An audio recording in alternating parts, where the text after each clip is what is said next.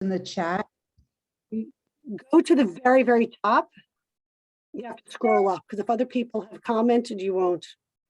I am scrolled up to the top. Do you have the chat opened? Yes.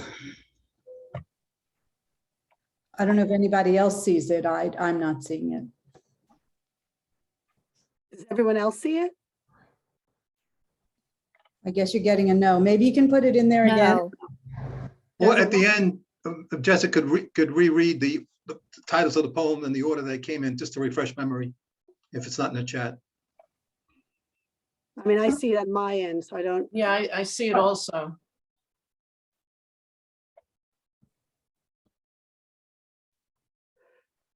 David, why don't we just start and then, Yeah. I think it'll work itself out. right. Okay, ready to roll? Okay, given that we're giving this presentation at the library, it's fitting that the first poem, the title is The Library of Consciousness. Membership is free. Check out any book or thought. Keep it as long as you want. But here's a caveat, lender beware. Overdue fines on the helpful books and disharmonious thoughts are substantial. As an example, the Hatfields versus the McCoys. Access the new books and thoughts catalog from any and all locales via meditation, contemplation, journaling, authentic dialogue, reading spiritual texts, spending time in silence, being in nature. Any book or thought you check out is immediately returnable at no charge if it doesn't enhance and inspire life. Records show, however, most members keep their same old limiting storybooks and negative thoughts, clutching onto them as if their life depended on it. Perhaps they are unaware of the infinite variety of what's available at the library. That surely would be an uplifting read. Why? Where will we find the answer to the fundamental question? No reason as to why or why not. Traveling a path that has lessons and leads to nowhere. Searching books, experts, podcasts, and workshops to no avail. Chasing down every mystic, Zen master, and prophet for their insight. Looking up, down, and around, then deep within. Awaiting emerging guidance. Filling up with frustration as the answer eludes us all. What we all wish to know is so basic, and yet the response is not. Striving to find that which cannot be found in this life. There will always be people asking, why? Use your zoom lens. Zoom in, zoom out, zoom in, zoom out, like a camera lens or a telescope or a microscope. Zoom in, zoom out. We all have this built-in lens. It's called OEM, original equipment from the manufacturer. This is the lens of perspective. Zoom in to see the logic of being right in any argument and how important winning is. Zoom out to see the ego at work. Zoom in to magnify the rationale for going to war. Zoom out to see war's futility. Zoom in on the stress of a situation. Zoom out and remember, life's not about a situation, but how we choose to respond to it. Zoom out and know everything is all right. Zoom out and know everything happens for the best. Zoom out and see the big picture. We are a little speck in an infinite universe. Our dramas are not existentially important in the scheme of life and death. Zoom out and witness it all. What a magnificent lens. Outlier. I want to be a we, not a me. Just one small letter will change my entire existence, catapulting me into experience shared intimately with another. My heart is open and willing to find it again, hoping to no longer be an outlier craving what others have, looking forward to seeing the world through another's eyes. Relationships multiply, including yours, mine, and ours. Happiness delightfully shared and sorrows endured together. Conversations occur from morning till night. How glorious to live life with another in the presence of love. No longer feeling like I outlived my expiration date. Positivity resumes as I try again.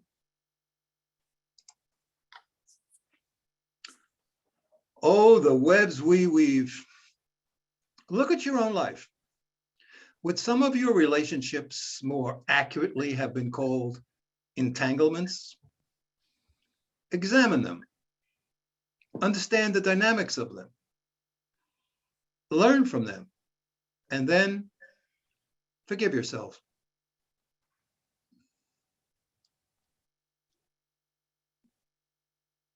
Assumptions. Can I utter one word without a supporting underlying assumption behind it, the meaning of which is often hidden even from me? You, listening to me, haven't a clue what my assumptions are, yet you agree or disagree with what you have no idea to mention your own assumptions. I say one thing, you hear another. The same word I use means something else to you. I misspeak, and you hear what I didn't say. Then you misinterpret what you didn't hear. Next day, you change your mind from what you said yesterday because you're entitled to. But I'm still stuck on my misunderstanding from what I thought you said the day before. Ever get accused of not remembering what someone didn't say? Communication? Ha, hit and miss if you're lucky. Space. When we can't communicate, my mind spins and swerves like a whirling top. Lack of concentration consumes me like the hyperactivity of a hummingbird. Feelings of discomfort keep popping up like bubbles, erupting in a pot of boiling water. Finally, after what seems like a lifetime, waves of calmness start to ease my emotions. Painful folds in my heart start to smooth as I begin to reflect on us, contemplating the paradox formed by the space between us, standing so close and yet feeling like we're miles away.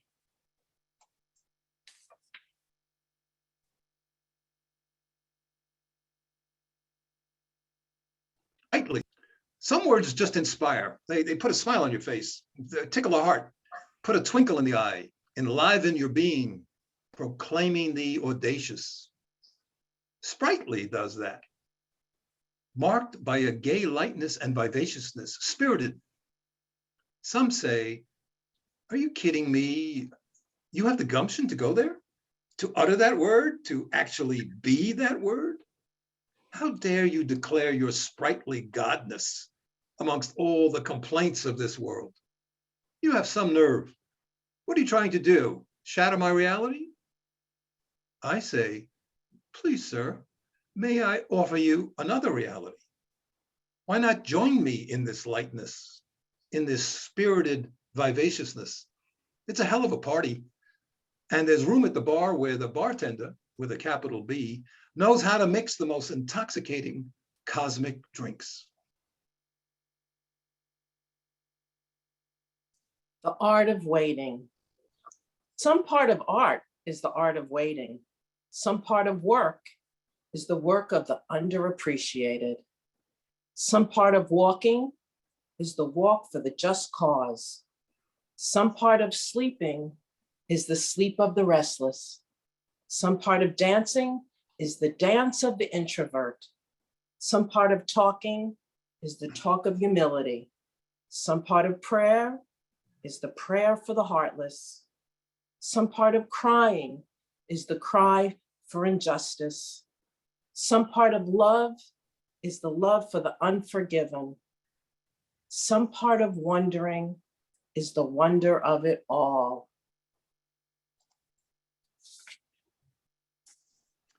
I need a good lawyer.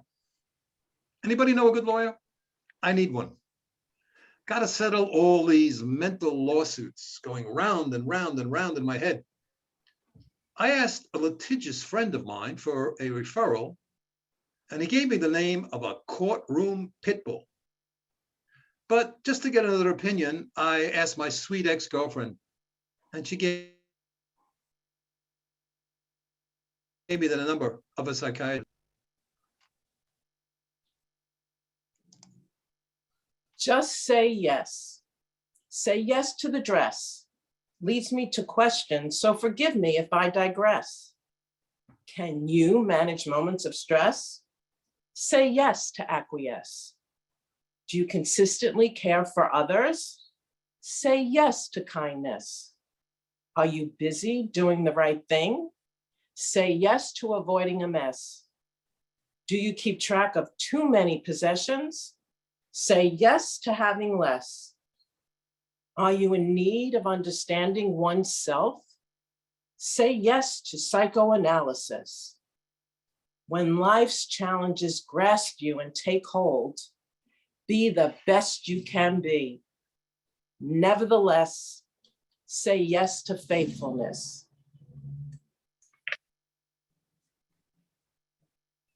Antidote. Watching the daffodils raise their heads up in early spring, earthy sweet smell of a wood burning fire as it warms your body, feeling the caress of a tender breeze on a hot summer's day, walking in the forest and feeling the trees' energy bend towards you, dancing rhythmically to the beat of a captivating song, splashing into cold water and feeling the sting of surprise. Enjoying the small, memorable moments in life are so appealing, whether it's a smile, laughter, a gentle hug, or expressions of love. Connecting with people is the ultimate antidote for all that ails you. Thanks, Ellen and David. Those were great poems. I do have to say, David, there are one or two that you might have, at least for me, you froze. So I don't know if some other people are going to feel the same way. I don't know how their reception was. But I did check. Everyone should see all the titles in the chat. So I'm not really sure. I apologize if you don't, but from our end, you should be able to see them all. Does anyone want us to reread any of the poems or have any questions? You can feel free to unmute yourself. Yes, I'd like to hear David's poem about the lawyer.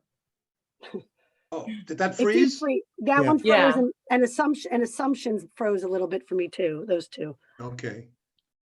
I'll reread. I need a good lawyer is the title. Yeah, thank you, Larry. I need a good lawyer. Does anybody know a good lawyer? I need one. Got to settle all these mental lawsuits going round and round and round in my head.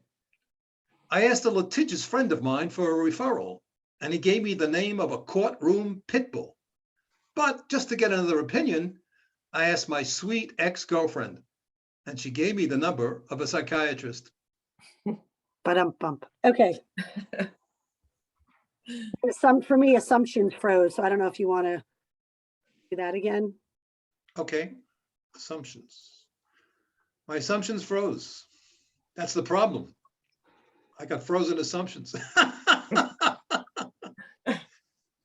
Assumptions. Can I utter one word without a supporting underlying assumption behind it, the meaning of which is often hidden from even me? You listening to me haven't a clue what my assumptions are, yet you agree or disagree with what you have no idea I'm truly meaning, not to mention your own assumptions. I say one thing, you hear another. The same word I use means something else to you. I misspeak, you hear what I didn't say. Then you misinterpret what you didn't hear. Next day, you change your mind from what you said yesterday, because you're entitled to, but I'm still stuck on my misunderstanding from what I thought you said the day before. Ever get accused of not remembering what someone didn't say? Communication Ha, hit and miss if you're lucky. Thanks. Someone asked me, I'm cut and pasting again, all the titles, so apologies if you're going to see them slowly being added in again. So I hope everyone sees it the second time. So please everyone feel free to ask whatever questions or comments you had, or how your emotions were about it.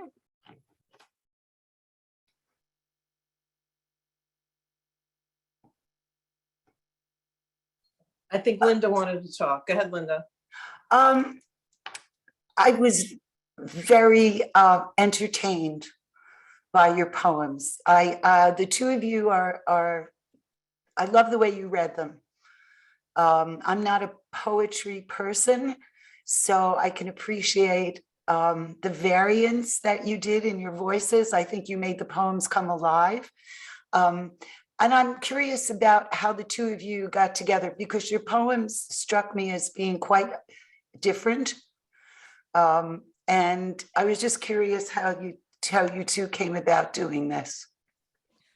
And then I'd like to hear another poem again from Ellen. I'd like to hear why. But first, how'd you come about this? Do you want to take it, David, or should I? You take it. Okay, you're gonna love this. So I was on a dating website and I saw David's profile and he wrote a poem in it. And I reached out to him and we realized that we had the poem connection and we became friends and we became poetry friends. And that's how it all started. Nice. Okay. Good question. So, I'll amplify that. We've been reading poems to each other, for about a year and a half now on the phone? Yeah, And we've actually met once. that's right. We did meet once, yeah. But you want me to read why now? yeah, that would be great. I'd like to hear that. Why? Where will we find the answer to the fundamental question? No reason as to why or why not. Traveling a path that has lessons and leads to nowhere. Searching books, experts, podcasts, and workshops to no avail. Chasing down every mystic, Zen master, and prophet for their insight. Looking up, down, and around, then deep within. Awaiting emerging guidance. Filling up with frustration as the answer eludes us all. What we all wish to know is so basic, and yet the response is not. Striving to find that which cannot be found in this life, there will always be people asking, why? Thank you. Nice. My pleasure. Okay, I retyped in, everybody. Yeah, I saw Yes? it. You see it now? Okay, good. May interrupt. I speak? I'm invisible. You're invisible. This is Jen, and I don't have Wi-Fi, so I have no picture.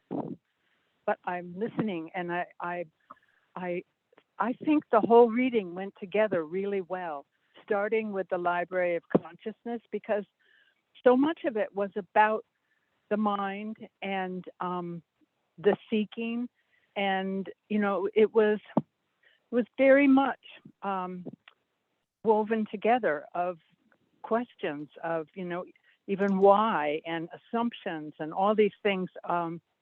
You know what I'm saying? I'm not saying it well, but I thought the reading hung together as a unit really well.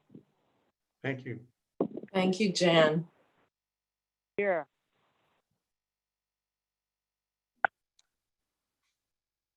Hi, this is Lydia, a good friend of David's. Hey, Lydia.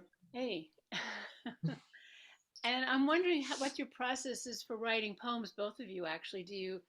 Does an idea come to you and you just write it down, or do you sit down and you want to explore the idea of assumptions or why, or just curious, and maybe it's different ways. I'm just wondering how do you create your poems? Go ahead, Ellen. So sometimes just something hits me and I say, oh my gosh, there's a poem in my head, and I'll start to write it. And that's pretty exciting because sometimes it's totally unexpected. And sometimes I'll just say, you know, this is a good topic. Maybe I should explore it a little bit. But there's also, this is the month, April month, which April is the poetry month, you know, and one of the things, actually, Jan, who was just speaking, is we're part of a poetry group, and she sends out prompts every day in April. So she gives all these great categories to think about and write poems about. So it's a lot of different ways. Thank you. I have no idea actually how it happens, other than all of a sudden something pops into my head. Just from my looking at the world, how the world operates, you know, how the mind operates, how relationship You're frozen operates, again how for a second. communication, and all the work I've done around that. What? You And froze for a second in that, but that's okay. then I never write a poem at one shot. You know, it actually takes a lot of re-editing, revamping, and redoing and reshuffling the words, and it could take a week or two. I'm in no hurry, and I wasn't. This presentation came out of the blue. I mean, I wasn't writing for any reason really, just for myself. The pandemic was on, and I wasn't able to play tennis, so I started writing poems. Yeah. Thank you both. A different kind of workout, David. Yeah. Yeah, right. Hi, Emily, go ahead. Hi, I just want to echo, well, first of all, I really loved all the poems. And I want to kind of echo the comment that they kind of were, I thought, very much related to each other. I don't think it could have been planned better in terms of David's reading and then Ellen's reading and back and forth. There was so much about communication and relationships and the way we see the world and the things we're searching for in the world. I just loved them all. Thank you. I did want to add to that. Like, one of the things we noticed when David and I were reading poems to each other, that we wrote poems about similar topics. And he would say, oh, I have this. And I'd say, oh my gosh, I have this. So, and then he came up with this idea of doing this at the library. So it's a pretty interesting journey. So this is Claudia, and I have a question for each of you. I just want to echo that I think you complement each other beautifully. You know, I loved the humor in each of your poems. I loved how it went back and forth, and I thoroughly enjoyed the reading. And I'm wondering, this is for both of you, if you write in other ways, or if poetry is it for you, and how frequently you write. Like, do you write from that prompt every day, Ellen? Thanks, Claudia. Sure. So in April, I do try to write a poem every day, because it's just exciting to me to try to, you know, write something about the topic. It doesn't always come. I don't do it every day.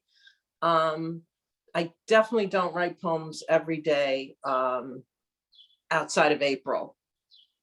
But you know what? It's funny that you mentioned other types of writing. I did take this memoir writing thing, the workshop, and it didn't work for me. So I did try something else, but poetry is what I like to do. How about you, David? Well, I never wrote poetry in my life. I don't think I hardly ever read a poem in my life either. But I did write a book, and I wrote proposals and trainings, workshop kind of things. But no, I never wrote any poetry. Like I said, it was just spontaneous combustion as a result of the lockdown. I did notice that, yeah, that a lot of the poems, you know, go together, you know. Yeah, I'm glad that it went so well.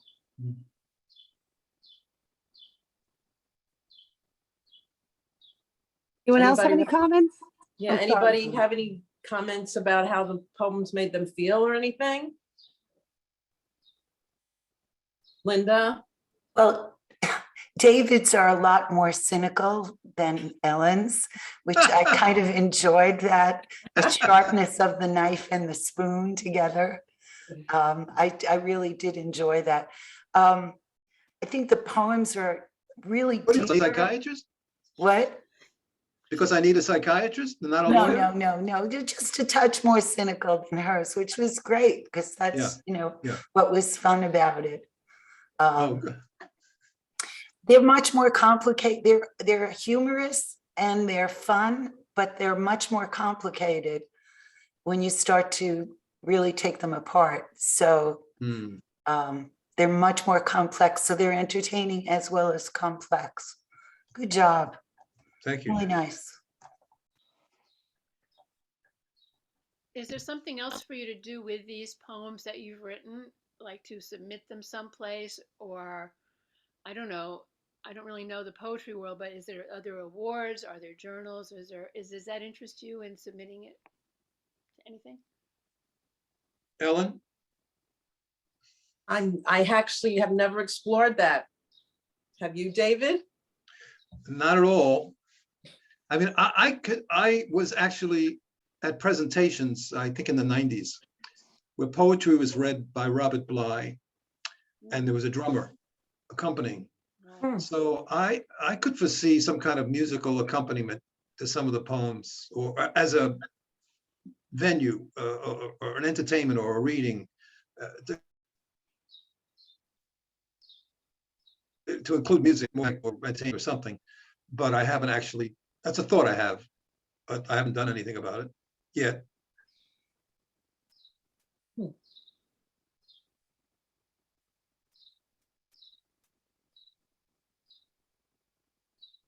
Is anyone inspired to write their own poems because of this?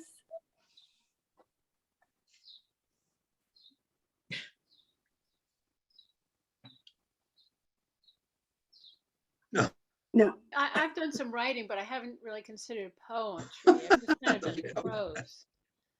But What's it's that? interesting.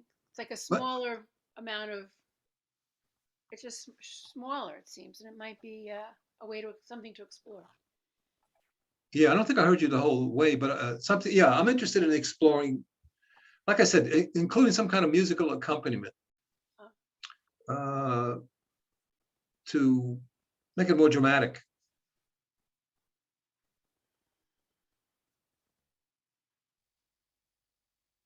Maybe with a dance By the element way, too.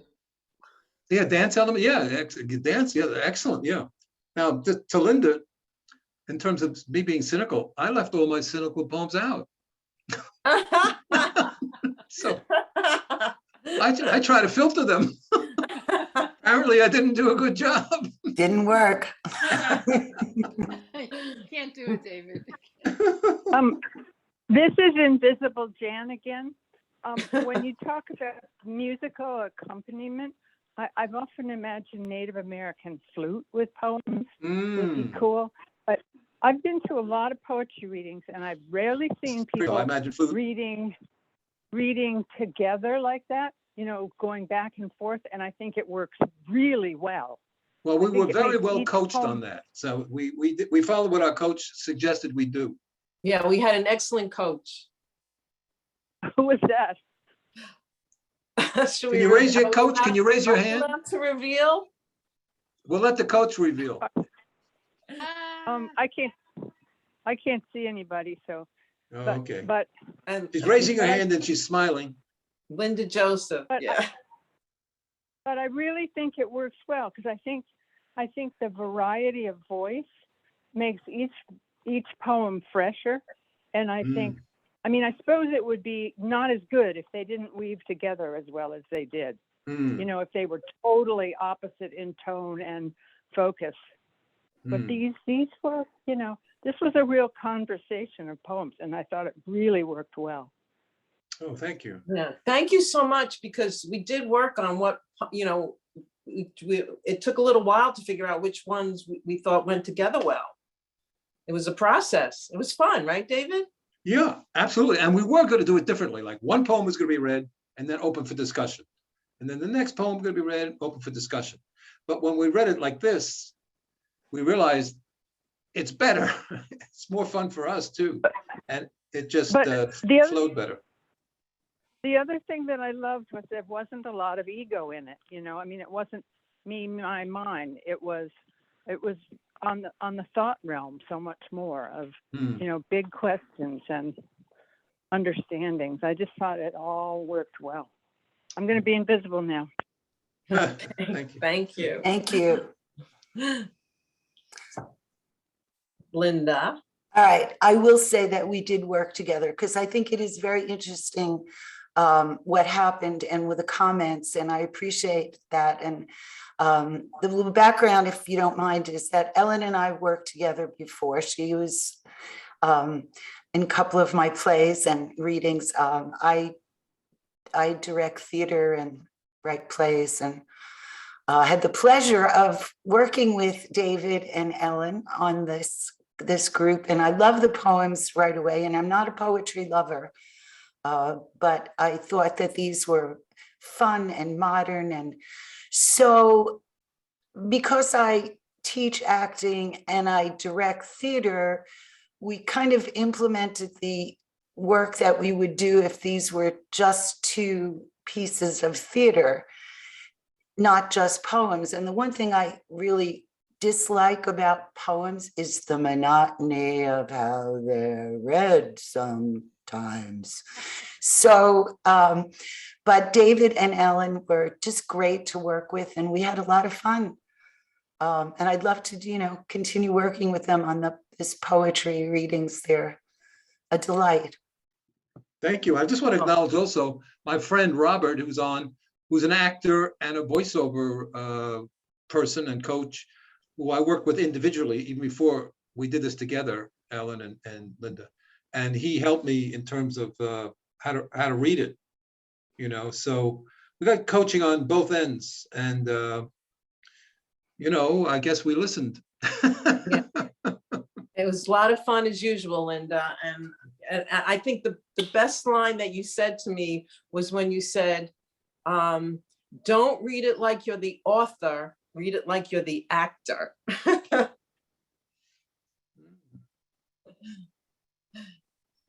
Right. Anyone have any last minute questions? Comments? I think we have Michelle.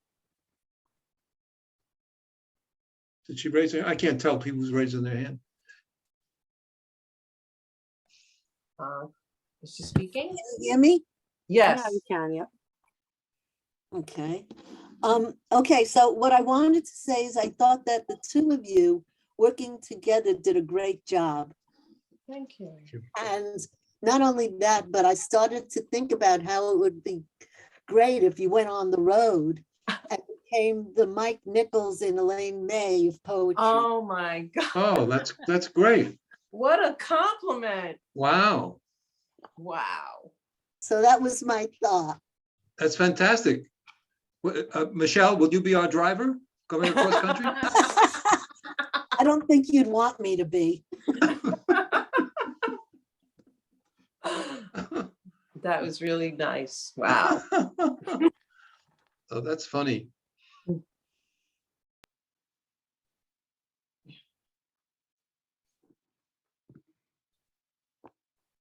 Okay. Ellen or David, do you have any other comments, questions, concerns, thoughts, wishes? Well, it's funny because, and I guess I'll have to just, I write some real cynical stuff. I seriously push that aside, because I want to be inspirational. I'm trying to be inspirational and funny. But some of my stuff about, politics and the media and what's going on in the world is pretty cynical. So I guess I'll have to make a decision if that gets included in programs or not, but somehow the cynicism came out anyway. And I just want to say, reading your own poems, you become very vulnerable about something that you wrote. And for some reason, you guys, even though I'm not in the same room as you, I felt very comfortable and safe. So thank you for that. Yes. Ditto. Hi. Yeah, I found both of your work to be the words to be very straightforward. Many poems that I read or listen to are loaded with metaphors. But your writing is very direct. And I think that's why you complement each other. You're not all, Ellen, you're not off in metaphor land. You're both very much in the here and now and dealing with, human emotions and relationships. So I found that refreshing. Yeah, I just Thank you. wanted to, can you hear me? Yes. Yeah. I just wanted to compliment you both. I really enjoyed poems from both of you.